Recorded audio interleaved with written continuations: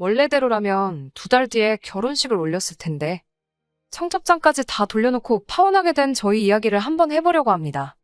파혼한 게 뭐가 자랑이라고 동네방네 떠벌리나 싶은 생각도 들지만 이렇게라도 털어놓으면 마음이나마 조금 후련해지지 않을까 싶어서 말이에요. 결혼 코앞까지 갔던 남자친구와는 연애를 딱 2년 했어요. 요즘 시대에 제 나이가 결혼하기 너무 늦은 나이라고 생각하지는 않는데 저희 부모님은 그렇게 생각하지 않으셨나 봐요. 남들한테 모자랄 것도 없이 준비도 다 되어 있는 애가 왜 결혼 생각이 없냐며 저를 보채기 시작하셨거든요. 그때쯤 연애하던 남자친구의 청혼을 받게 되었는데 2년이란 시간을 함께 해와서 그런지 부모님 잔소리 때문만은 아니고 좋은 사람이라 생각했기에 자연스럽게 결혼 준비까지 시작하게 되었습니다. 자랑하려고 하는 소리는 아니지만 제 명의로 아파트 하나를 가지고 있습니다. 처음 직장생활 시작했을 때부터 재테크에 관심이 많았어요.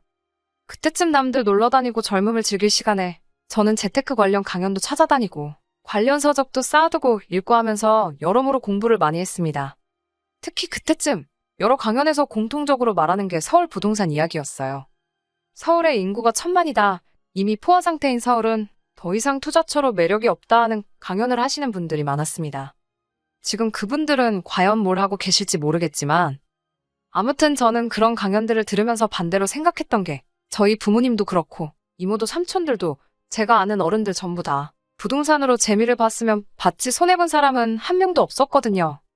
그렇다 보니 강연은 강연대로 들었지만 오히려 반대로 지금이 서울의 집을 장만할 수 있는 마지막 기회인가 싶은 생각이 들었고 그때부터 부동산에 대한 공부를 시작했어요. 대출도 있고 부모님 지원도 있었지만 저는 사회초년생 때 이미 제 명의의 집을 갖게 되었습니다. 지금은 그때 집을 처음 구했을 때보다 시세가 4배 가까이 올라가 있어요. 남들 놀러 다니고 그럴 때 대출 갚는다고 허리띠 졸라맨 거 생각하면 그리고 그때 맘껏 놀러 다닌 적 없던 거 생각해보면 고생도 많이 했다 생각하고 아쉬움도 많이 남기는 합니다.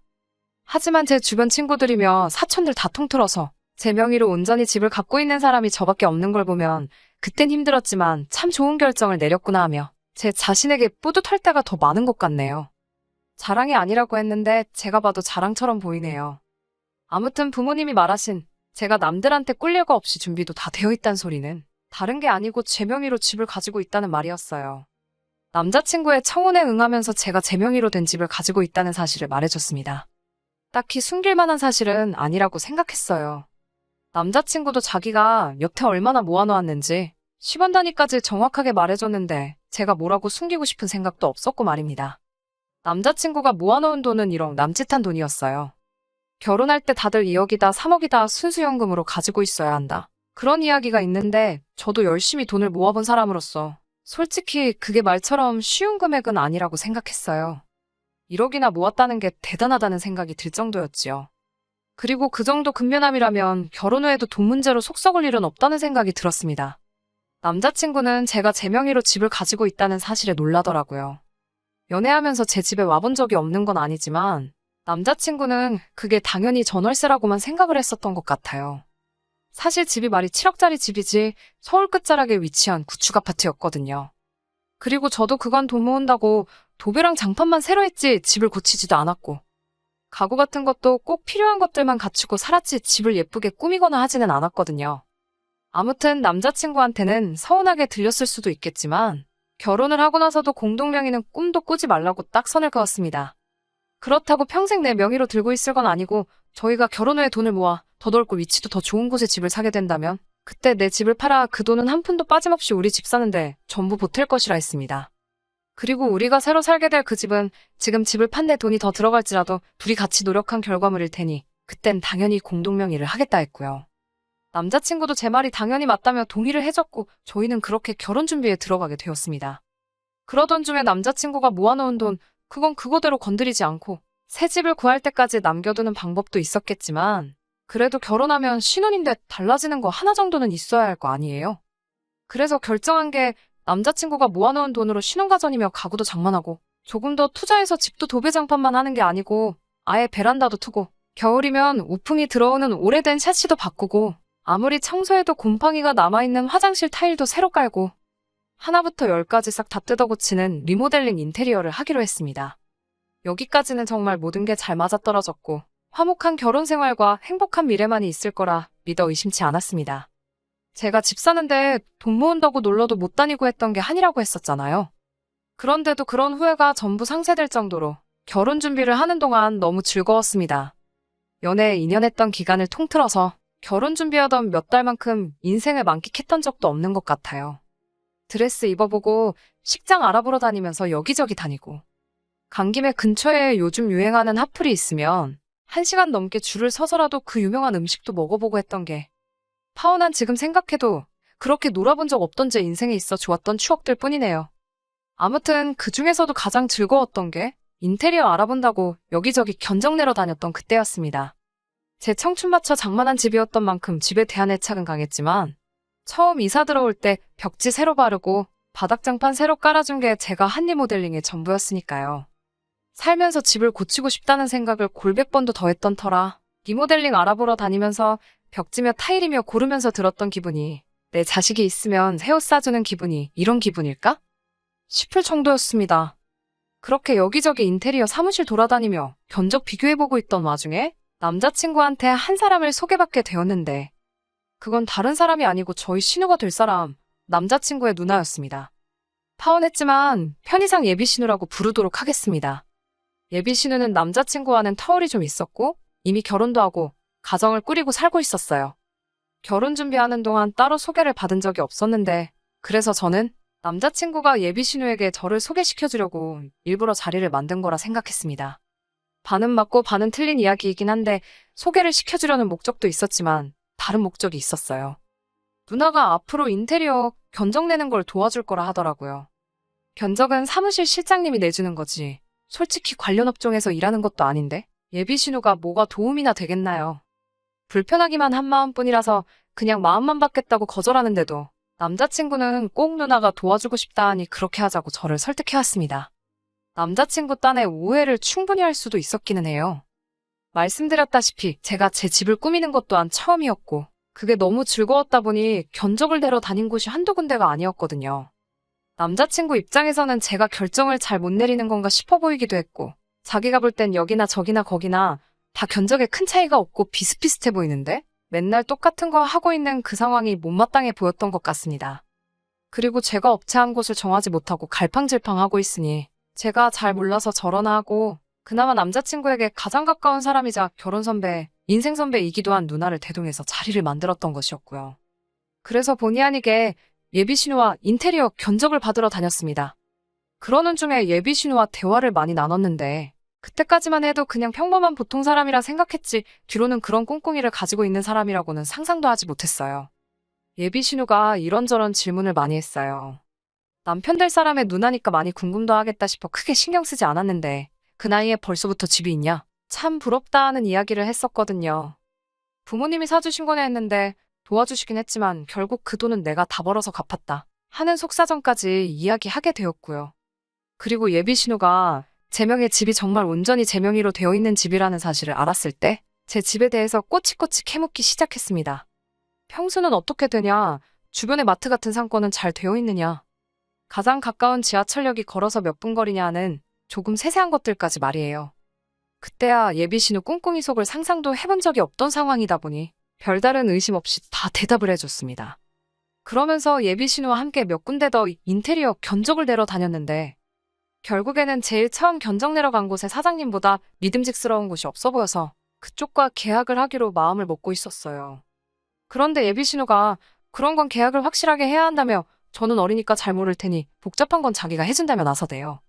계약금 걸어놓고 공사 중에 중간정산 한번 하고 그리고 공사 다 끝나고 나서 하자가 있는지 확인한 뒤에 입주 청소까지 하고 그리고 나서 잔금 치료비로 사장님과 다 이야기가 되어 있던 상황이었는데 그리고 아무리 남자친구 돈이라지만 제 집 리모델링 계약하는 건데 왜 저러나 싶었습니다.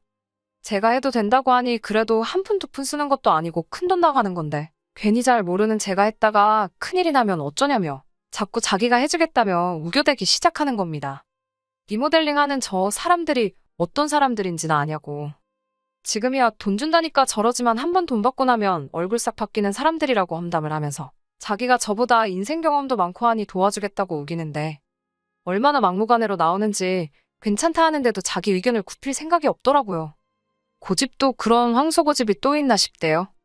보아하니 자기 손에 맡기지 않으면 어차피 그 뜻을 굽히지 않을 것처럼 보이고 결국엔 돈이 남자친구 통장에서 빠져나가게 되는 거니 똑같은 걸로 신랑이 하고 싶지도 않아서 예비 신우한테 그렇게 하라고 했습니다. 대신 남자친구한테도 한마디 했어요. 알아서 잘해주겠다 했지만 못 믿어온 건 못 믿어온 거고 너네 누나가 말하는 그 실수를 자기 자신이 할 수도 있는 거 아니냐고. 그러니까 꼭 누나만 믿지 말고 너도 두 번, 세 번 확인하라고 몇 번을 강조했는지 몰라요. 그리고 그 선택이 아무 문제 없을 거라 생각했던 제 결혼을 파혼으로 치닫게 만들 거라고는 생각도 못했습니다. 사연 시작했을 때 밝혔던 것처럼 모든 게 다 준비가 되어 있었습니다. 결혼식 날짜까지 정했고 청첩장까지 돌렸으니 이젠 진짜 식만 올리고 신혼여행 다녀와서 결혼 생활 시작하는 거 말고는 남은 게 아무것도 없는 상황이었지요. 딱 하나 마무리가 되지 않은 게 있다면 제 집 리모델링이었어요. 예비 신우가 계약을 도와준다고 했으니 믿고 맡겨놓았는데 결혼식 날 2달 반을 앞두고도 아무 소식이 없는 거예요. 제가 먹고 자고 살고 하는 집이었다 보니 공사 날짜가 빨리 정해져야지 안 쓰는 가구들도 버리고 짐도 옮겨놓고 저도 저희 부모님 집이 되었든 어디가 되었든 간에 공사 기간 동안 머물고 또 찾아야 했었는데 말이에요. 남자친구한테 진행 상황이 어떻게 되는 거냐 몇 번을 물어봐도 문제 없다고만 할 뿐 정확한 대답 한번 시원하게 해준 적이 없었습니다. 결혼식까지 뭐 반년 정도 남아있어서 시간적 여유가 있었다면 저도 아무런 불만을 갖지 않았겠지만 공사가 시작할 기미도 안 보이니 이건 해도 너무하다는 생각이 들더라고요. 그래서 참다 못해 예비 신우에게 전화를 직접 걸게 되었습니다.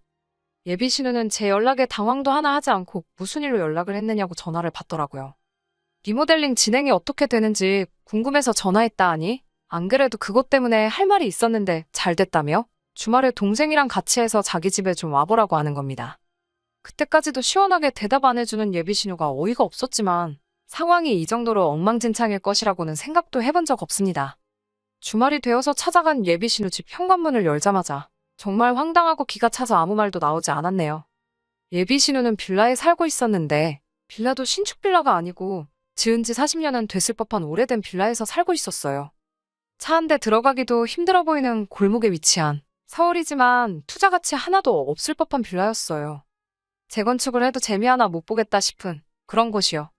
아무튼 그런 예비 신우의 현관문을 열었을 때 기가 차서 제 말문이 막히게 된 이유는 따로 있었습니다. 문 열자마자 눈에 들어오는 광경이 벽지며 바닥이며 사시며 타일, 현관문을 가로지르는 중문부터 천장에 매립된 조명에 해외에서 공수해와야 하는 전원 스위치까지 매일 상상만 해오던 리모델링 공사가 끝난 제 집의 모습을 하고 있었으니 말이에요. 전부 다 제가 저희 집 인테리어 한다고 사장님하고 견적내면서 고른 것들이었거든요. 나름 제 집 처음 꾸며본다고 공부도 많이 하고 참고도 많이 해서 고른 것들인데 그게 제 집이 아니라 예비 신우 집에 가서 다 붙어있더군요. 여기서 끝났더라면 그냥 예비 신우가 집을 리모델링 하고 싶었는데 내 아이디어를 훔쳐다 그대로 베껴 썼구나 하고 말았을 일이에요. 하지만 그게 전부가 아니었던 거죠. 애초에 예비 신우가 자기 집을 제가 저희 집 꾸미는 컨셉으로 똑같이 집을 고쳐놓는다고 해도 제가 특허를 낸 것도 아닌데 그걸 가지고 뭐라 할 상황은 아니잖아요. 어차피 내 집도 아니고 예비 신우네 집에 가봐야 앞으로 평생 제가 몇 번을 가보겠어요.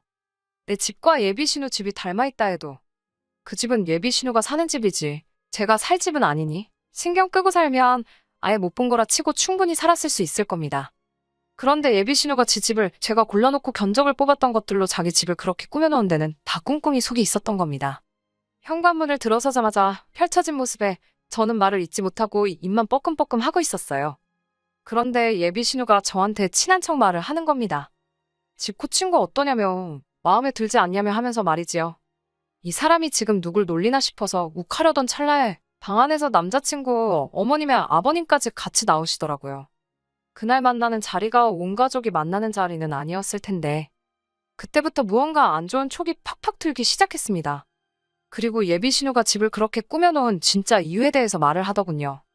일단 어이없는 마음을 진정시키고 거실에 펴놓은 상 앞에 앉았습니다. 집이 어디서 많이 상상했던 내 신혼집이랑 똑같다고 면전에 대놓고 일부러 불편한 기색을 숨기지 않고 예비 신우에게 말했어요. 예비 신우도 제 말에 숨은 속뜻을 눈치챈 건지 집이 어떠냐 먼저 물어봐 놓고서는 애써 딴청을 피며 모르는 척을 하는 겁니다. 그리고 이 상황을 정리하겠다고 입을 연 건 다른 사람이 아니라 남자친구 어머님이었습니다. 그리고 이어진 예비 신우 역대급 거지근성 발언에 저는 결국 그 자리에서 밥상머리 뒤집어 엎어버리고 이 결혼은 없던 거라 소리치고 파혼해버리게 되었네요. 예비 신우집 리모델링이 제가 원하던 인테리어와 똑같은 모양인 데는 다 이유가 있었습니다. 결혼하면 신혼집을 제 집에다 차리는 것이 아니고 예비 신우집, 이 다 쓰러져가는 빌라에서 시작하라는 소리를 하더군요. 제가 원하는 대로 집도 다 고쳐놓았으니 그 집에서 시작하나 이 집에서 시작하나 다를 게 있겠냐는 제 인생에 들어본 적도 없는 얼토당토하는 소리를 하면서 말이지요. 예비 시모고 어른이고를 떠나서 그 말이 끝나기 무섭게 그게 무슨 말도 안 되는 소리냐고 곧바로 반문을 했습니다. 예비 시모가 제 말을 끊으면 한다는 소리가 어차피 한 식구가 될 건데 서로 돕고 살아야지 않겠냐면서 제 집과 예비 신우 집을 바꿔 살아야 하는 이유에 대해서 설명을 해주더군요. 너네는 이제 막 시작하는 신혼부부지만 예비 신우네는 애도 딸려있고 애도 이제 학교 들어가고 할 텐데 제 아파트가 예비 신우 집과 비교하면 학군도 더 좋고 애들도 요즘 친구 사귈 때 어디 사는지가 중요하다고 하는데 빌라에 산다고 하면 아무래도 기가 죽지 않겠냐는 거예요. 거기에 집안 어른인 손이 신우가 빌라 사는데 어떻게 동생네가 아파트에 살 수 있겠냐며 좋은 건 먼저 어른에게 양보를 하는 게 맞지 않겠냐는 겁니다. 그리고 바꿔 살라는 게 아예 명의를 바꾸라는 게 아니고 집만 바꿔 살라는 소리니 너무 억울해할 거 없다고 하는 겁니다. 니네가 이제 결혼해서 아이가 생기고 태어나고 하는 시간만 넉넉히 잡아도 1년은 더 걸릴 거고 그 애가 학교 갈 나이가 되는 것까지 계산해보면 8년은 더 걸리는 일이니 10년 세월이면 예비 신혼에도 돈을 모아 더 좋은 집으로 이사를 나갈 테니 그때 가서 다시 너가 너네 집 들어가 살면 되는 거 아니겠냐 하는 겁니다. 이러면 남매끼리 우애도 지키고 취조카도 깊혀고 살 수 있고 손해보는 사람 아무도 없이 다 같이 좋은 거 아니냐는 소리를 하더군요. 세상에나 정말 여태껏 듣도 보도 못한 개소리나 다름없는 이야기를 계속 듣고 있어야 하나 싶더라고요. 이때 이미 제 머릿속에는 결혼이고 나발이고 다 개나 줘버리고 이 자리 박차고 나가야겠다는 생각밖에 없었습니다. 그래도 그냥 가자니 여태껏 낭비한 시간 생각하니 열받고 가만히 당하고 있을 수만은 없어서 저도 한마디 했네요. 손해는 아줌마네 집구석 사람들만 안 보는 거지 지나가는 사람 아무나 붙잡고 물어보라고 했어요. 예비 시모는 제가 아줌마라고 부른 말에 열이 받은 듯 보였지만 괜히 제 기분 건드렸다가 예비 신우가 제 명의 아파트에 들어가 사는 계획이 물거품이 될까봐 한수 접고 부들부들 거리고 있더라고요. 예비 신우가 이대로는 안 되겠다 생각했는지 그제서야 입을 열더라고요. 다른 걸 다 떠나서 시조카 생각해서라도 자기들이 돈 모아 이사 나갈 때까지 집을 빌려달라고 하더라고요. 시조카라는 말 하지 말라고 아직 결혼도 안 했는데 시조카는 무슨 그냥 동네 놀이터에 놀고 있는 남의 집 자식이랑 다르게 뭐냐고 한마디 했네요. 이 모든 일의 원흉이 예비 신우처럼 보이겠지만 사실 진짜는 따로 있었죠. 진짜는 바로 이 더러운 꿍꿍이가 진행되는 걸 몰랐을 리 없는 2달 뒤 내 남편이 될 남자친구였습니다. 제가 미쳐 날뛰고 있으니 남자친구가 그제서야 자기는 몰랐던 일이라며 딱 잡아떼는데 거짓말도 사람 봐가면서 하라고 그 자리에서 남자친구 뺨따기를 있는 힘껏 올려붙이고 나한테 사과도 하지 말고 니네 식구들 위해 평생 니 혼자 양보하고 희생하며 살라 말하고 자리에서 일어나면서 밥상머리 뒤집어 버려놓고 그 길로 그 집구석을 빠져나왔습니다. 며칠 동안 오는 문자며 전화며 다 씹어버리고 있었는데 남자친구가 제 퇴근 시간 맞춰서 제 집 앞에서 기다리고 있었어요. 머리를 바닥에 찌으며 무릎 꿇고 사과해도 받아줄 생각 따윈 없었습니다만 남자친구도 이미 이렇게 돼버린 상황에 제 마음을 돌릴 수는 없겠다는 생각을 한 건지 어이없게도 본전 이야기를 하더군요. 제가 집을 해오는 거나 마찬가지였던 결혼이었기에 결혼에 관련된 비용 전부 다 남자친구가 모아놓은 돈으로 하고 있었거든요. 집까지 찾아와 한다는 소리가 파혼은 네가 하자고 한 거니? 여태까지 들어간 비용부터 해서 예약해놓은 것도 위약금을 내야 하니 그 돈을 저보고 내라고 하는 겁니다.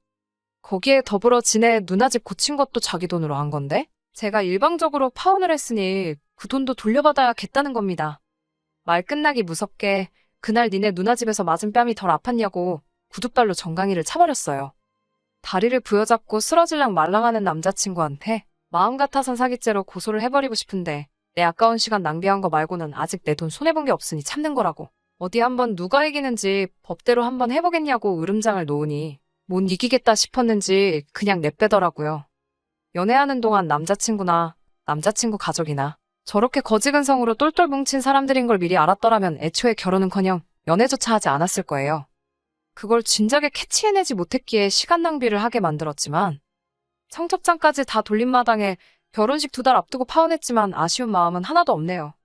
그래도 남자친구가 지 돈 들여서 다 쓰러져가는지 누나네 집 리모델링 싹 다 해줬으니 남자친구 어머니 말 맞다나 남매끼리 우애도 돈독해졌을 거고 호박에 줄 긋는다고 수박 되겠냐마는 남자친구 누나도 새 집에 사는 기분이라도 낼 수 있을 테고 지 돈만 누나한테 날렸지 지네 집 식구들 손해보는 사람은 아무도 없게 되었으니 그 집구석 사람들은 아들 동생 돈으로 이미 소원 성취한 게 아닐까 싶습니다.